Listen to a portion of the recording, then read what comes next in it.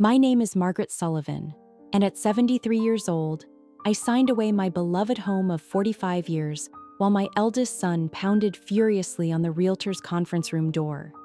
In that moment, watching his face contort with rage through the glass, I felt nothing but cold satisfaction. The boy I'd raised, nursed through fevers, and supported through college had imprisoned me in my own guest room. Now he was about to learn that underestimating your mother could cost you everything. 6 months earlier, I'd been living contentedly in my 4-bedroom colonial in Riverside, Connecticut. My husband George had passed 5 years prior, but I maintained our home beautifully, tended his prized rose garden, and lived an active life filled with volunteer work, water aerobics, and weekly bridge games. My mind was sharp, my finances were in order, and I needed no one's permission to live my life. But Daniel saw things differently. What started as occasional concern about my living alone escalated into a calculated campaign to control my life. First came the subtle suggestions about safer living arrangements. Then the questions about my finances, despite my 30 years as head of operations at Riverside Savings and Loan. The tipping point came when he convinced my doctor to discuss my cognitive decline without my knowledge, a violation that would prove to be his undoing. The night Daniel locked me in my guest room for my own safety, while he and his wife Cheryl discussed selling my house, he made a critical error. He assumed that a locked door could contain a woman who'd spent 3 decades navigating complex financial systems. He forgot that the house remained solely in my name, a decision George and I had made for tax purposes years ago. Most importantly, he underestimated the fierce determination of a mother scorned. What followed was 3 weeks of careful planning, secret meetings with lawyers, and an Oscar-worthy performance of compliance, while I orchestrated the sale of my home to a lovely Vietnamese family. The proceeds would fund my new life in a luxury condo where no one could lock me in or out. But more than that, it would teach Daniel that age doesn't equal incompetence, and that trying to erase your mother's autonomy might just erase your inheritance instead. This is the story of how I reclaimed my freedom and dignity, one perfectly legal document at a time. Before I reveal how this family drama unfolded, tell me, where are you watching from? Are you a senior who's been patronized by well-meaning relatives? An adult child struggling with aging parents? Hit that like button if you've ever been treated differently because of your age, and subscribe if you believe respect shouldn't have an expiration date. Because this story isn't just mine. It's for everyone who's been told they're too old to make their own decisions. I see you in the comments, fellow grandparents. You've shared stories of children who suddenly question your driving after 50 years without an accident. Who suggest you can't handle your smartphone despite you teaching them to tie their shoes? Who whisper about your confusion when you simply misplaced your reading glasses? I understand the sting of being reduced from a capable adult to a problem requiring management. To the adult children watching, I recognize your struggle too. Caring for aging parents is challenging, especially when genuine concern mixes with fear. You see every forgotten appointment as a red flag, every stumble as a catastrophe waiting to happen. But here's what Daniel failed to understand. There's a vast difference between offering support and staging a hostile takeover of someone's life.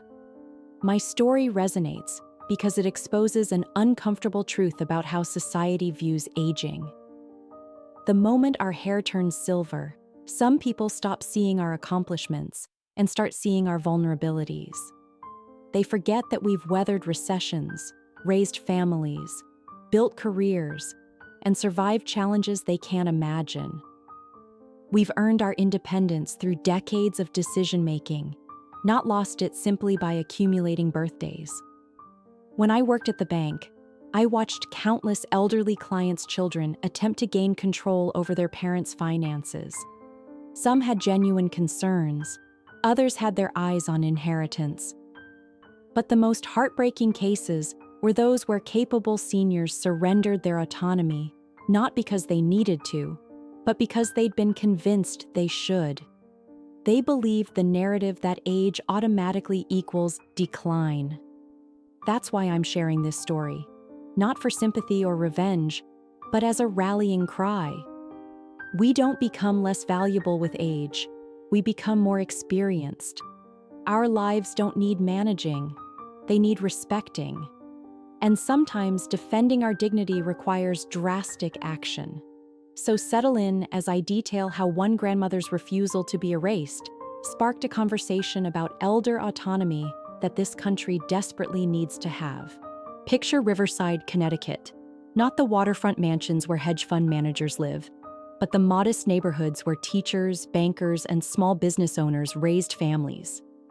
Tree-lined Maple Street had been my home since 1978, when George and I bought our colonial for $67,000 with a Veterans Administration loan. Now worth nearly $800,000, it represented not just financial security, but 45 years of memories. Our house sat on a half-acre lot that George had transformed into a botanical paradise. His roses, pristine Mr. Lincoln reds and delicate peace yellows, still bloomed each summer under my care. The kitchen I'd renovated just 2 years prior featured custom cabinets and granite countertops I'd selected myself. Every room held stories: the dining room where we'd hosted 37 Thanksgiving dinners, the living room where our children took their first steps, the study where George spent his final months reading his beloved history books. I'd structured my retirement carefully after leaving Riverside Savings and Loan as head of operations. Not a teller, as Daniel liked to diminish my role. My pension, Social Security, and George's life insurance provided comfortable income. The investment portfolio I managed had grown 15% in the past year alone. At 73, I was financially sharper than many people half my age. My daily routine reflected vibrant engagement with life. Mondays meant water aerobics at the community center, where I served on the board of directors. Tuesdays brought volunteer shifts at the library, where I'd implemented their digital catalog system. Wednesdays featured Bridge Club with Eleanor Martinez, a retired attorney who lived 3 doors down, and Dr. Sarah Chen, former head of geriatrics at Riverside General. Thursdays, I taught computer basics to fellow seniors, and Fridays found me updating my gardening blog, which had attracted over 500 subscribers. Daniel lived 40 minutes away in Fairfield with Cheryl, in a cramped townhouse they'd purchased at the height of the market. Patricia had built a successful therapy practice in Seattle, while James taught high school history in Fort Lauderdale. Only Daniel seemed dissatisfied with his life, perhaps explaining his sudden interest in my assets. The change began subtly after Cheryl lost her marketing job. Suddenly, Daniel's monthly visits became weekly check-ins. He'd arrive unannounced, prowling through my home like an insurance adjuster, noting every minor issue as evidence of my supposed decline. The stage was set for a family drama that would challenge everything I thought I knew about mother-son relationships. The contrast between how my 3 children treated me was stark and painful. Patricia called every Sunday, sharing updates about her practice and asking my advice about everything from investment strategies to recipe modifications. James sent weekly emails with photos from his classroom and funny stories about his students. They saw me as their capable mother, who happened to be 73. Daniel saw a problem to be solved and an asset to be secured. His campaign began with seemingly innocent observations. "Mom, I noticed you left the porch light on during the day," he'd say, though I'd simply forgotten while carrying in groceries. "Are you sure you should be driving to Hartford for your doctor's appointments?" This from someone who'd totaled 2 cars before age 25. Each visit brought new criticisms disguised as concern. The financial inquisition was particularly insulting. Daniel began requesting to review my bank statements, claiming worry about scams targeting seniors. When I reminded him I'd spent 30 years managing million-dollar commercial accounts, He responded with that patronizing smile I'd grown to despise. "Things are different now with online fraud, Mom. You can't be too careful." Meanwhile, Cheryl's suggestions grew bolder. "This big house must be so hard to maintain," she'd coo while mentally redecorating. "Wouldn't a nice assisted living community be easier?" She'd leave brochures for facilities that cost $5,000 monthly, clearly envisioning my house sale funding their lifestyle upgrade. Her fake concern fooled no one, especially after I overheard her telling Daniel about a Mediterranean cruise she'd priced out for when things are settled. The inequality extended beyond mere treatment. When Patricia visited, she helped in the garden and cooked with me, treating our time as precious bonding. James video called during my computer classes, proudly introducing his tech-savvy mother to his students. But Daniel, he documented what he perceived as deficits, building a case file of normal human moments reimagined as cognitive decline. I started noticing disturbing patterns. Daniel would mention my confusion to neighbors, planting seeds of doubt about my competence. He told my pharmacist I might need medication reminders, though I'd never missed a dose. He even called my financial advisor, just checking in about Mom's accounts, forcing me to password protect everything. What I initially dismissed as overprotectiveness revealed itself as something darker, a calculated effort to establish grounds for taking control. The son I'd raised to value honesty and integrity was laying groundwork to steal my autonomy. Despite Daniel's narrative of my decline, I was experiencing what I called my second act renaissance. After George's death, I'd channeled grief into growth, discovering capabilities I'd never explored while being a wife and mother. The Riverside Senior Center hadn't just gained a volunteer, they'd gained a digital revolution when I joined their board and modernized their entire operation. My computer education had started innocently enough with smartphones for seniors, but quickly progressed. Marcus, my 20-something instructor at the community college, often joked that I asked better questions than his traditional students. Within months, I'd mastered Excel, learned basic web design, and launched Margaret's Garden Wisdom, a blog combining gardening tips with life philosophy that resonated with readers nationwide. The blog became my digital diary and income source. Affiliate links to gardening supplies generated modest but steady revenue. More importantly, it connected me with vibrant online communities where age was irrelevant. My posts about resilience, growth, and finding purpose after loss attracted readers from 20 to 90. One viral post, "Roses and Resilience: What My Late Husband's Garden Taught Me About Starting Over," garnered 10,000 shares.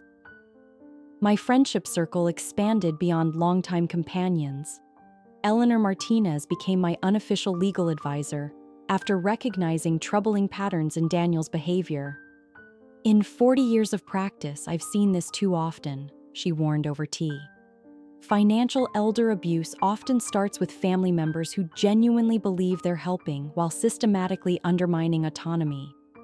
Dr. Sarah Chen provided medical advocacy, ensuring my doctor understood I was his patient, not Daniel.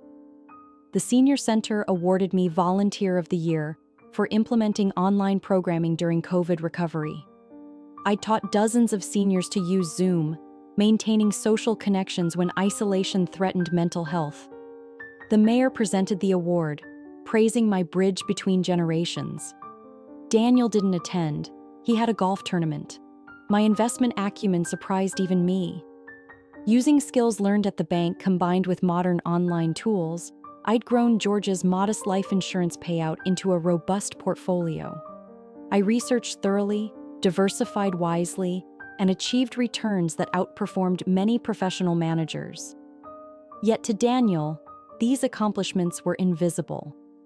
The woman he insisted needed supervision was simultaneously managing a 5-figure investment portfolio, running a profitable blog, teaching technology, and maintaining a home and garden that remained the neighborhood's jewel. But cognitive dissonance is powerful. Daniel couldn't reconcile the mother he'd decided needed controlling with the evidence of my continued competence. Tuesday, March 15th began like any other day until I returned from water aerobics to find Daniel's car in my driveway, alongside an unfamiliar van. My stomach tightened. Unscheduled visits had become harbingers of fresh intrusions. Inside, Daniel sat at my dining table with Cheryl and a stranger in a polo shirt embroidered with secure home installations. "Mom, perfect timing," Daniel said with false brightness. "Mr. Peterson is here to install some safety features, smart locks for your doors, motion sensors, a few security cameras, all for your protection."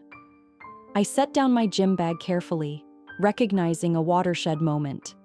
"I don't recall requesting security upgrades, Daniel." "Well, of course you didn't," Cheryl interjected with syrupy condescension. "That's why Daniel's handling it. We can't have you wandering outside confused or letting strangers in." "I've never wandered confused anywhere," I replied evenly. "And the only strangers in my house appear to be invited by you." Daniel's mask slipped. "Mom, doctor." Morrison agrees these precautions are necessary given your age and recent episodes. "What episodes?" I demanded, though I knew he meant normal occurrences he'd weaponized. Forgetting my grocery list, mixing up appointment times by 15 minutes, the fender bender in the parking lot that wasn't even my fault. "Let's not argue in front of Mr. Peterson," Daniel said, signing the installation contract. "This is happening whether you agree or not. I have power of attorney." Those words froze my blood. "You have healthcare power of attorney for if I become incapacitated. I'm fully capable of making my own decisions." "That's debatable," he muttered. Then louder, "Mr. Peterson, please start with the master bedroom locks." I watched in horror as they discussed installing locks that could be controlled remotely, essentially allowing Daniel to imprison me at will. The final blow came when Daniel casually mentioned transitioning Mom to the guest room temporarily while they renovated the master suite. That evening, after the installers left, Daniel presented his ultimatum. "Mom, you're moving to the guest room tonight. We'll be staying here to monitor the situation and help you adjust to the new safety measures. It's for your own good." The guest room door locked from the outside. My son had literally constructed a prison in my own home. As the lock clicked behind me that night, something inside me snapped. He'd crossed a line from concern to criminal, and he was about to learn that caging a banker who'd spent 30 years spotting fraud was a catastrophic mistake. Lying in the narrow guest bed, listening to Daniel and Cheryl discussing renovation plans for my master suite, I faced a choice that would define my remaining years. I could submit to this imprisonment, gradually accepting the narrative of my own incompetence until it became true. Or I could fight back with every resource at my disposal, even if it meant destroying my relationship with my son forever. By 3 a.m., my decision was crystallized. If Daniel wanted to play legal hardball, I'd show him what 3 decades in banking and a friendship with a brilliant attorney could accomplish. The house might be my prison tonight, but it was also my weapon, still legally mine, despite his power grab. I texted Eleanor from my phone, which Daniel had graciously allowed me to keep. Emergency. Daniel has locked me in guest room. Need immediate legal intervention. Can you come at 8 a.m. when he leaves for work? Her response was instant. Already documenting everything. Been expecting this escalation. Will bring reinforcements. Next, I messaged Patricia and James in our sibling group chat. Your brother has imprisoned me in my own home. Taking nuclear option. Stand by. Patricia called immediately, whispering to avoid waking her family. Mom, oh my God, this is kidnapping. I'm flying out tomorrow. No, I said firmly. Let me handle this first. I need you both to trust me and be ready to support what's coming. James was equally outraged, but practical. Whatever you need, Mom. I know an excellent real estate attorney here who can recommend someone local. And Mom, document everything. Photos, recordings if legal in Connecticut, everything. I spent the remaining hours until dawn researching on my phone. Connecticut's elder abuse laws, real estate regulations, and most importantly, the limits of power of attorney. Daniel had overplayed his hand spectacularly. Healthcare POA didn't grant him authority over my property or right to imprison me. He'd committed false imprisonment, elder abuse, and potentially fraud. By sunrise, I'd outlined a plan that would not only free me but ensure Daniel never attempted such control again. I pulled up property records confirming sole ownership, reviewed my investment accounts he couldn't access, and compiled a list of every professional who'd witnessed my competence. When Daniel unlocked the door at 7 a.m. with breakfast and false concern, I was dressed in my best suit, makeup applied perfectly, radiating the authority I'd wielded in banking for decades. His confident smile faltered as I swept past him toward the front door. The next 3 weeks required Oscar-worthy performances and CIA-level covert operations. By day, I played the compliant, confused elder Daniel expected, while secretly orchestrating his complete downfall. Eleanor proved invaluable, introducing me to Robert Steinberg, an elder law specialist who'd built his career destroying would-be financial abusers. "Mrs. Sullivan," Robert said during our first clandestine meeting at Eleanor's house, "your son has committed multiple felonies: false imprisonment, elder abuse, attempted financial exploitation. We could pursue criminal charges, but I suspect you prefer a more elegant solution." "I want him to lose everything he tried to steal," I replied, "legally and permanently." Our meetings required elaborate deception. My water aerobics class became cover for legal consultations. Library volunteer shifts disguised meetings with Maria Santos, a real estate agent who specialized in quick, discreet sales. My bridge club transformed into an intelligence network, with members monitoring Daniel's activities and providing alibis. Daniel, convinced of his control, grew careless. He'd moved into my home with Cheryl, treating it as theirs already. They discussed paint colors while I sat quietly, documenting every conversation on my phone's recording app. Connecticut's one-party consent laws proved useful. He intercepted my mail, answered my phone, and told neighbors I was showing significant decline. The hardest part was maintaining the charade while watching them plan my erasure. Cheryl measured for new furniture, while I pretended confusion about daily tasks. Daniel spoke to contractors about updating Mom's dated decor, while I feigned agreement. Inside, each condescension fueled my determination. Maria worked miracles with the house sale. "Pocket listing to cash buyers only," she explained. "Private showings while Daniel's at work. The market's hot. We'll have multiple offers within days." She was right. Within a week, 3 offers arrived, all above asking price. I selected the Nguyen family's offer, $785,000 cash, closing in 2 weeks. Meanwhile, I secretly packed irreplaceable items. George's watches went to a safety deposit box Daniel didn't know existed. Photo albums traveled to Eleanor's house in my library tote bag. Important documents left home in my purse, returning as copies. My grandmother's china found its way to Patricia's childhood friend who lived nearby. Dr. Sarah Chen provided crucial medical documentation. After a thorough cognitive evaluation, she wrote a detailed letter stating, "I showed no signs of dementia or diminished capacity." In fact, she noted, Mrs. Sullivan demonstrates exceptional executive function and problem-solving abilities. This evaluation would prove vital when Daniel inevitably challenged the sale. Everything accelerated when Patricia arrived for her emergency visit to help Daniel care for Mom.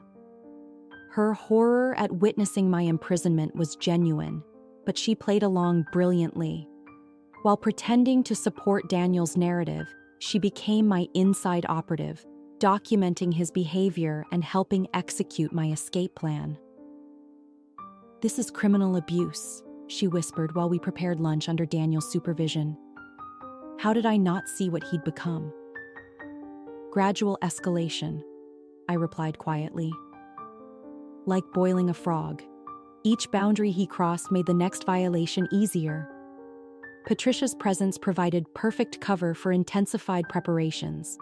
She distracted Daniel and Cheryl with discussions about Mom's future care, while I finalized documents with Maria. When closing day approached, Patricia volunteered to take them to lunch at Riverside's most exclusive restaurant. Her treat to thank them for sacrificing so much to care for Mom. The closing took place at 10 a.m. sharp on Thursday, April 6th. I sat in the attorney's office, signing papers that transferred ownership to the Nguyens, a delightful family who'd fallen in love with George's garden. When Mrs. Nguyen learned my story, tears filled her eyes. "We'll tend your husband's roses with love," she promised. "You're welcome to visit any time." $785,000 transferred to my new trust account, carefully structured by Robert to be legally untouchable. Eleanor had helped establish ironclad protections. Any legal challenge to my mental capacity would automatically trigger a no-contest clause, forfeiting all inheritance rights. With proceeds in hand, I'd already purchased a stunning 2-bedroom condo in Riverside's premier senior community. Not assisted living, but independent luxury living with optional concierge services. The building featured state-of-the-art security, a vibrant community of active seniors, and most importantly, management that understood resident autonomy was paramount. As I signed the final papers, my phone buzzed with texts from Daniel, wondering where I'd gone. Patricia responded on my behalf, maintaining our cover for just a few more hours. The movers were scheduled to arrive at my former home at noon, precisely when Daniel would return to find his world turned upside down. "Congratulations, Mrs. Sullivan," Robert said, shaking my hand. "You've just executed one of the most elegant property transfers I've witnessed. Your son is about to learn an expensive lesson about underestimating his mother." I smiled, thinking of the letter I'd left on the kitchen counter. In 2 hours, Daniel would discover that the confused old woman he'd locked in a guest room had just sold his inheritance and vanished into a new life he couldn't control. The final 24 hours before the revelation required nerves of steel. Wednesday evening, I walked through my home one last time, saying goodbye to rooms that held 5 decades of memories. George's presence lingered in every corner: his reading chair, the kitchen table he'd built, the garden vista he'd created. But memories live in hearts, not real estate, and this house had become a battleground rather than a sanctuary. Daniel found me in George's rose garden at sunset, tending the blooms one last time. "Mom, you've been quiet today. Finally accepting reality?" I smiled serenely, channeling every moment of the past 3 weeks' performance. "Yes, Daniel. I understand now. You're right. I can't manage alone anymore." Relief washed over his face. "I'm so glad you finally see that. Cheryl's found a wonderful assisted living facility. Golden Acres has an opening next week." "That sounds lovely, dear," I replied, carefully cutting a perfect Mr. Lincoln rose. "Would you like this for your dining table?" He accepted the rose, missing the symbolism entirely. In flower language, red roses can mean love, but they can also mean sacrifice and goodbye. This was both. At dinner, Daniel and Cheryl celebrated their victory with expensive wine I'd been saving for a special occasion. They discussed renovation plans openly now, confident in their control. "The master suite will make a perfect home office," Daniel mused, "and Mom's craft room can become Cheryl's yoga studio." They were already erasing me from my own home, repurposing spaces where I'd lived and loved into monuments to their greed. Patricia maintained her facade beautifully, agreeing with everything while shooting me subtle looks of support and disgust. We should list Mom's things on estate sale sites, Cheryl suggested. Vintage items are so popular now. They discussed disposing of my possessions like vultures over carrion, never noticing that anything valuable or sentimental had already vanished. The house they'd inherit would be just walls and furniture, stripped of soul. That night, I gave my finest performance yet, allowing tears as I accepted my fate. "You're doing what's best," I told Daniel, watching him swell with self-satisfaction. "I'm lucky to have such a caring son." The irony was lost on him entirely. As I prepared for bed in my prison room one last time, I felt no sadness, only anticipation. In 12 hours, the son who'd locked me in would find himself locked out, and the mother he'd tried to erase would emerge stronger than ever. Thursday morning dawned crystal clear, nature itself providing perfect staging for Daniel's downfall. He left for work at 9 a.m., kissing my cheek with condescending affection. "Be good for Patricia, Mom. We'll discuss Golden Acres when I return." At 9:15, Operation Grandma's Revenge commenced. The movers arrived precisely at 9:30, efficient professionals who'd been briefed on the situation. While they loaded my personal belongings, I sat at my kitchen table one last time with Maria, signing the final documents that transferred my prison into my liberation. At 10:45, I placed the house keys on the granite countertop I'd chosen 2 years ago, alongside the letter I'd crafted with Robert's legal guidance. "Daniel, by the time you read this, the house you tried to steal through false imprisonment is no longer mine to give. The Nguyen family takes possession at noon. Your safety measures have backfired spectacularly. The locks you installed to imprison me have now locked you out permanently. The power of attorney you weaponized has been revoked through legal channels you cannot challenge. Every conversation you had while planning to steal my home was recorded. Every document you signed was photographed. Your admission to Dr. Morrison about managing Mom's assets was particularly damning. My new address is protected by security that actually serves my safety, not your control. When you're ready to apologize, genuinely, without expectation of financial gain, Patricia will know how to reach me. Mrs. Nguyen has graciously agreed to let you retrieve your belongings before 5 p.m. today. After that, you'll be trespassing. Despite everything, I love you. But love doesn't mean accepting abuse. Mom." At 11:55, as I sipped champagne in my new condo's sunny living room with Patricia, Eleanor, and Robert, my phone exploded. Daniel had returned early, finding the mover's truck leaving and a locksmith changing the locks. His voicemail was incoherent rage. "Mom, what have you done? This is theft. Elder abuse. I have power of attorney. I'll sue everyone involved. The house is mine." "Technically," Robert observed with satisfaction, "it's the Nguyens now." The local news picked up the story after Daniel, in his fury, called the police claiming I'd been kidnapped and robbed. When officers arrived to find me lucid, legally represented, and holding valid sale documents while Daniel raged about his stolen inheritance, the narrative shifted dramatically. Local woman 73 escapes false imprisonment by selling home became the headline that changed everything. Daniel's business faced scrutiny. Cheryl left him within a month. Most satisfyingly, he became the cautionary tale for adult children who confuse care with control. 6 months later, I'm living my best life in my beautiful condo at Riverside Towers. Floor-to-ceiling windows flood my space with light. The concierge knows me by name but never questions my competence. My neighbors include retired professors, former CEOs, and fellow rebels who refuse to be defined by their age. We've formed an investment club that's outperforming market indexes. Patricia visits monthly, our relationship stronger than ever. James flew up last week to help me set up a podcasting studio. Grandma's Garden of Wisdom launches next month. Even Daniel has begun the long journey toward redemption, though trust will take years to rebuild, if ever. His first genuine apology came 4 months after the sale, delivered in Patricia's living room with a therapist present. "I became someone monstrous," he admitted, tears genuine this time. "I treated you like property instead of my mother.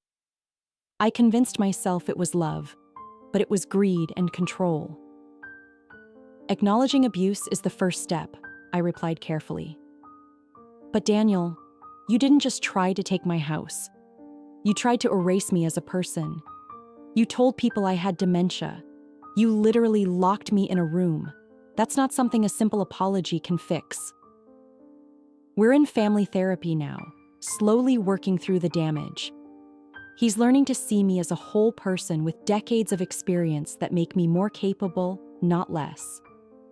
I'm learning to forgive while maintaining boundaries firmer than the locks he once installed. The house sale proceeds have given me complete freedom. I've established the Margaret Sullivan Fund for Elder Autonomy, providing legal resources for seniors facing family financial abuse. The first grant went to an 80-year-old woman whose daughter was trying to force her into assisted living to access her pension. To everyone watching who feels trapped by family members claiming to know what's best, remember this: love isn't control. Concern isn't ownership. Age brings wisdom, not worthlessness. Your life experiences make you more qualified to make decisions, not less. Sometimes the most loving act is setting boundaries. Sometimes protecting yourself requires dramatic action. And sometimes selling the whole damn house is exactly the right response to someone who tries to steal your autonomy. I'm Margaret Sullivan, signing off from my condo where no locks work against me, where my age is celebrated, not stigmatized, and where I've proven that the best revenge against those who underestimate you is living magnificently. Don't mess with Grandma. We've got experience, resources, and nothing left to lose.